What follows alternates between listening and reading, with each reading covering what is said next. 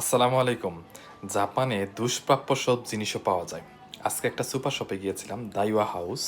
সেখানে যেয়ে এই যে চোখ আটকে গেছে একটা আইটেমে দেখেন। এইটা আমাদের বাংলাদেশে বিভিন্ন নামে ডাকে আরকি। আমাদের এলাকায় বলে এটা চালনি, বাঁশের চালনি। সো আমি জাপানে ফার্স্ট টাইম দেখলাম আমার ১০ বছরে। এরকম একদম জেনুইন বাঁশ দিয়ে তৈরি একদম চালনি আমার চোখে পড়ে নাই। এটার কাজ হচ্ছে আমাদের বাংলাদেশে যেরকম ওই যে বরই বা এই জাতীয় জিনিসগুলা শুকানোর জন্য ইউজ করে, এখানেও তাই। সেইটাই লেখা আছে উপরে। সো এই চালনিটা দেখলাম খুব সুন্দর।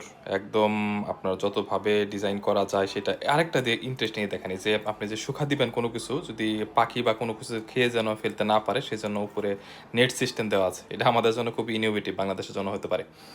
সো এটা দেখলাম খুবই ভালো লাগলো এবং উপরে এর যে জারগুলাও আছে। যেমন বড়ই যে রাখবেন শুকায়ে কোথায় রাখবেন সেটাও আছে। কিন্তু আশ্চর্য হচ্ছে এই যে দেখেন এটার প্রাইসটা কেমন? ১৬৪০ ইয়েন এটার প্রাইস। বাংলাদেশে বড়জোর হইলে এটা কত? ১০০ বা ৳১২০ হতে পারে। এর চেয়ে সুন্দর হইতে পারে। সো জাপানের এই হচ্ছে একটা পার্থক্য। এখানে দাম হচ্ছে প্রায় ৩-৪ গুণ বেশি।